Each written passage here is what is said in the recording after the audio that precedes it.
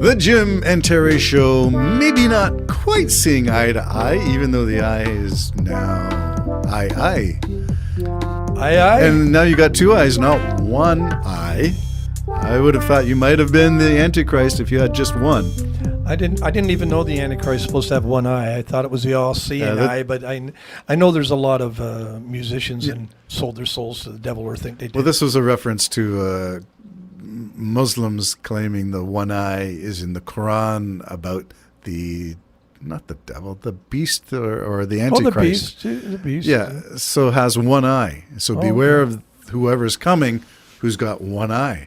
And then we saw the logo was artificially generated. On Stay Spiritual, you mean? Yes, Stay Spiritual. The one eye. So isn't it strange how things get mixed up, conflated, and misinterpreted? Something to be learned. I mean, when we say stuff, when we do stuff, you're influencing people. And I have a problem with that. I really do. With what you are influencing people, I guess because I'm a born-again Christian, and I know Jesus said, if you're not gathering for me, you're scattering. So what can I say? If I you're do not have a problem gathering, with you're that. scattering. I think that's what the Muslims were saying as well. So there's Well, a lot of people. similarities. A lot of people quote Jesus. Yes, they do. I'm going to go this. Let's take the link to the Congress and the hearings this week. Zuckerberg was there. Guy from TikTok was there, who's Singaporean, not Chinese, and that came out in the questioning. But the whole issue was, I think it hinged on, at one point, and I forget the congressman, I'm going to say Josh Hawley, said to Zuckerberg, you owe these people in the gallery, an apology for what has happened to their families because of what? Facebook? Because of what? ChatGPT? Because of TikTok? Because of Snapchat? Because of, and the list goes on. You know, Zuckerberg replied fabulously. He really did. He didn't apologize to anybody. He basically said, it's like if I punched you in the face, I'm sorry, Terry, that your face was in the way of my hand. Yes. That's a kind of non-apology a non-apology apology. Yeah. And you know how I felt. We talked about it over breakfast, that I thought there should be laws, but not necessarily against the manufacturers, but against using age. If you really think this is a problem for your teens, you stupid people, then just like beer, just like driving a car, just like anything else, they're not allowed to access this information until they're 16 or 18 or whatever year you think they're developmentally able to have their life be molded naturally before the world gets a hold of them. So there are a number of issues of First Amendment rights, your freedom of speech. You don't want to be censoring, but you do advocate legislating. Yes, I mean, it's not censoring. Like, alcoholic companies make alcohol. They make billions, and they sell alcohol to all kinds of people. But if you're in trouble, if you sell it to a 16-year-old. So it's now up into the parents where you just basically make it a law. Your 15-year-old can't have a phone with access to the internet or wherever. Make up the rules, make up the laws. But I mean, take responsibility for your own family, people. If kids are getting super damaged, and I believe they are, because I believe there's evil forces wanting them to be super damaged, then you got to protect your children. Don't put it on to anybody else. So this is a parental responsibility. Yeah, and so you know that an 8-year-old can't safely drive a car. So a 14-year-old can't safely navigate the internet. So you put a law in that they can have a phone to text and phone home if there's an emergency, but they cannot access everything until they get to a certain age. So you want dumb phones, not smartphones. Dumb phones, yes. That's part of your solution. Yeah. I think that is the solution to this, if you really think it's a solution. And my other point on these stupid hearings, I've never seen so many people look so rude in my entire life. I was embarrassed. You ask a guy a question, you talk over everything he says. You won't let him answer the question. I mean, please, let's everybody grow up. If you're going to ask the question, give enough time for the guy to answer it, and then rebuke it. That's something that you've seen more and more, I think, as the years have gone by.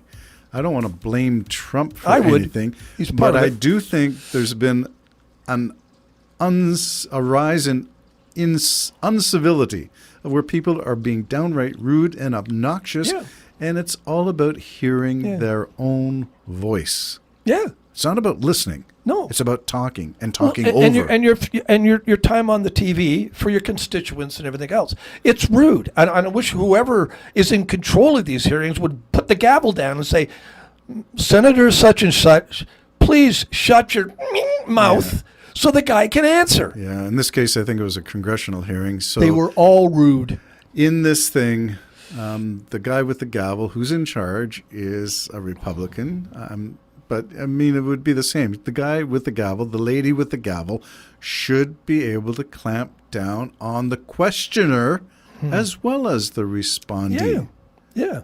Yeah, and if the questioner's not answering the question or something going on, just hit the gavel down and say, Yep. obviously you're not going to answer that simple question. We shall move on. Yes. You know, and that kind of thing. Let the next guy ask the same question. I don't care. So there might be within the we're looking at this from all kinds of problems, but this approach that we're looking at right now is to say the hearing itself could be better managed. Absolutely. And this style of just shouting down the other person is annoying as hell to me. You're just shouting down the other person. So you're not giving them an opportunity to answer. So in reality, you're fudging, whatever you call it, the whole process. You just want it to go your way simply. And so why even have them there? Just do a that's the speech thing, on how evil they all are. I do not like the process where you have a preamble, and the preamble is your statement. You want to get out your 2 cents worth before there's a question directed to whoever's being grilled. You get it all out and you rant and you rave. What was the question? Oh, I missed it. I couldn't hear it because you were yelling and screaming. So make it a one question. Make the question easy to answer. Yeah. And if you can, yes or no is fine.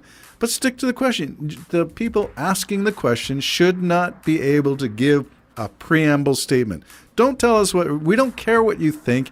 Just ask the question. Let him answer. We'd Let like him. to hear from them. That's right. I'd actually like to hear from the guy. It's a hearing. Yeah, a hearing. It's not a talking. Yeah. No, good point. It's a hearing.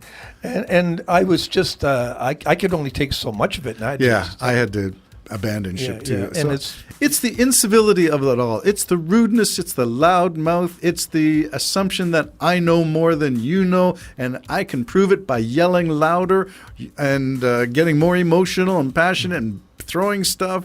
I mean, That's why temper tantrums. That's why I wish there was more time for it. Seriously, if you're not going to let the guy talk, then don't answer. Just Don't sit there. ask. Don't ask the question. No, but you just sit there and the guy goes, did you not understand the question? Yes, I would like to answer that question. If you would just be quiet long enough so I could answer it. Okay, so Yeah. what was the question? Da-da-da-da. Here is my answer. Yeah, the hearings don't promote that kind of No, thing. that's just all staging. It's Was really... it- I don't remember it being quite this way, so I'm looking sort of at my American awareness of politics is, maybe 30, 40 years at the tops. So it's not a lifetime necessarily, but I became interested when I was at university and studied American politics. That was the opening. And then Canadian-American relations has always been a passion of mine because there isn't anything, and I've used that quote from Pierre Trudeau, there is nothing that the Americans do that we do not feel the ripples. Oh, so absolutely. best to be aware. Don't let something surprise you. See, I watch too much. Tell you the truth, when there's hockey game and they go to a thing, I'll watch police chases and stuff on my phone. You are a glutton. And when they pull people over, it's 90%. It's the exact same thing. Ma'am, do you know why I pulled you? And they don't shut up. Yeah. The cop tells them 15 times why I've pulled you over. Then they get cuffed. Then they're in the thing, and then they ask, why am I? And they still won't shut up. And it's this whole new world of shout over the other guy, and somehow it's all going to go away. Well, it's not going away. You just went from having I remember one time the cop just said, man, I was going to let you go. I was going to let you go until you decided to start this. And it turned out they had dope in the car and everything else because the stupid guy in the passenger seat didn't like cops. He was going to let them go with a warning. Isn't that? Yeah, like it was like I don't know, a safety belt's $10. He was just going to say, "Put your safety belt on," and just try to remember that. But the other guy got all mouthy, so the cop said, "Do you have ID?" "I don't need to give you ID." "Well, actually, you do. A traffic stop, it's the law. If I ask for it, you have to give me a right." "No, I don't." And it went from there to dope, a gun. What an idiot! Yeah. I'm sorry. So it's the same idea. This whole world now. I'm not going to say generation because these are respected senators blabbing their mouths off loud. Oh, I saw one politician who was on the local council, not the mayor necessarily, but do you know who I am? But they're intoxicated. That's why they were pulled over. Yeah, the entitlement seems to be a big issue. I know my rights. You can't do this. And they don't know their rights at all. No, but they do claim, and I've seen this locally as well, this idea of the sovereign citizen.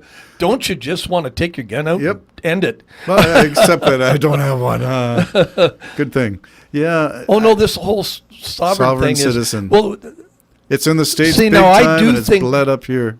I do think the agencies need to crack down on whoever's teaching this stuff because it's obviously you get a certificate and everything. It's all bogus. It's all online. Yeah, find out who's doing that and arrest them. They're causing civil unrest. Shut them down. Well, maybe Imagine driving down a road thinking you don't need a license.